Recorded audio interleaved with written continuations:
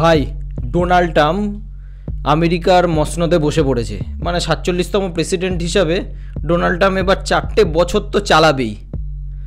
আরে ভাই কি পাগল লোকটা মাইরি। It is my honor and pleasure to introduce to you Donald J. Trump.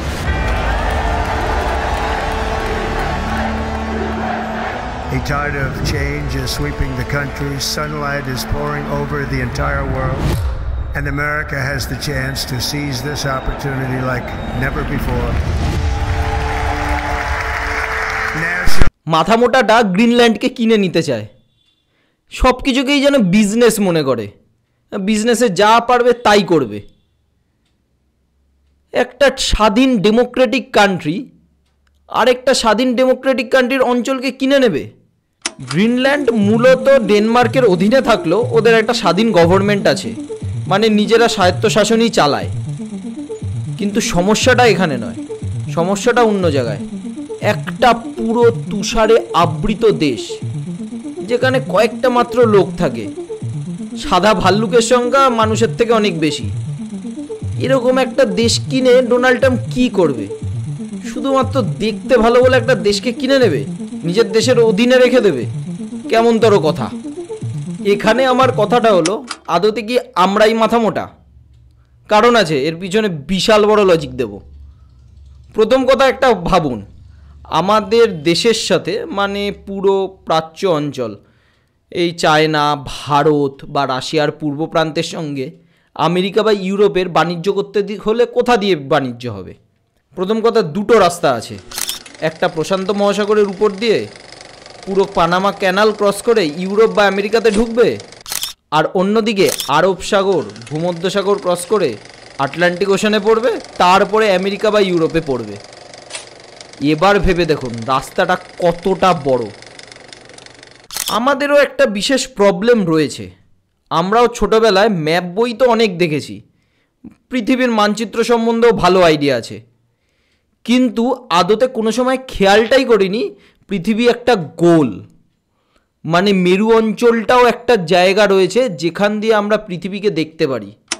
এবার একটা কথা ভাবুন, মেরু অঞ্চল দিয়ে আমরা যদি ম্যাপটাকে দেখি, তাহলে আদতে রাশিয়া, আমেরিকা এইসব অঞ্চলগুলো খুব কাছাকাছি। কারণ দেখুন, নিরক্ষীয় অঞ্চলটা প্রচণ্ড মোটা পৃথিবীর, আর একটা গোলের উপর আর নিচ প্রান্ত সেটা খুব কাছাকাছি। এবার উত্তর মেরু বা দক্ষিণ মেরু অঞ্চল, দক্ষিণ মেরুকে আমরা সাইডে সরালাম, উত্তর মেরু যে অঞ্চলটা রয়েছে তার চারপাশ দিয়ে দেখলে দেখতে পাবেন আমেরিকার সঙ্গে রাশিয়া বা চায়না বা জাপানের খুব একটা বিশেষ দূরত্ব নেই। উত্তর মেরু কোনোভাবে ক্রস করতে পারলেই আমেরিকা থেকে ডাইরেক্ট মাল এসে রাশিয়াতে বা চায়না বা জাপানে এসে পড়বে, বা এপাশ থেকে জাপান, রাশিয়া বা ইন্ডিয়া থেকে মাল ডাইরেক্ট আমেরিকাতে এসে পড়বে। এবার উত্তর মেরুর আশেপাশের অঞ্চলটার কথা ভেবে দেখুন। উত্তর মেরুর আশেপাশে পুরো জায়গাটাকে, বেশিরভাগ অঞ্চলটাকেই কন্ট্রোল করছে রাশিয়া, কারণ রাশিয়ার ল্যান্ড অঞ্চল ওই উত্তর মেরুর সাগরের অনেকটা অংশ নিয়ে রয়েছে। সেখানে আমেরিকা মাত্র আলাস্কা রিজিয়নটাকে পায়। এবার আমেরিকা চায় উত্তর মেরুতে নিজেদের কন্ট্রোল আরও বাড়াতে, কারণ ভবিষ্যতে ওখান দিয়েই বাণিজ্য হবে। এবার আমি বলে দিলাম বাণিজ্যের কথাটা। আদতে বাণিজ্য যদি ভালোই ওই অঞ্চল দিয়ে হতে পারত, তাহলে এতদিন হয়নি কেন? এই প্রশ্নটা তো আপনাদের জাগা উচিত। তার কারণ আছে।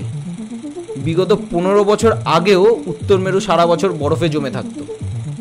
এবার বরফের উপর দিয়ে তো আর জাহাজ চালানো যাবে না।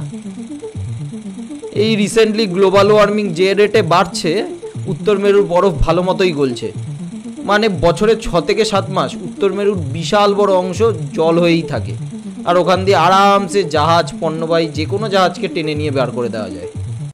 এবার রাশিয়ার এত বড় উপকূল উত্তর মেরু অঞ্চলটাকে কন্ট্রোল করছে, সেটার থেকে তো আমেরিকাকে কিছু পাওয়ার বা কন্ট্রোল ছিনিয়ে আনতে হবে, আর তখনই দরকার গ্রিনল্যান্ডের। আর এখানেই শেষ নয়, উত্তর মেরুর তলায় রয়েছে প্রচুর রেয়ার আর্থ মেটেরিয়াল। ভবিষ্যতে যদি আমাদের রিনিউয়েবল এনার্জির দিকে শিফট করতে হয়, তাহলে রেয়ার আর্থ মেটেরিয়াল প্রচুর লাগবে। উত্তর মেরুকে মাইন করলেই প্রচুর রেয়ার আর্থ মেটেরিয়াল পাওয়া যাবে, যেটা যে কোনো দেশই কন্ট্রোল করতে চাইবে। এখন দেখা যাক কোন দিকে এই জায়গাটা ঘোরে। ইন্টারন্যাশনাল রিলেশন সম্বন্ধে খোঁজখবর রাখতে হলে একটু সাবস্ক্রাইব করে দেবেন।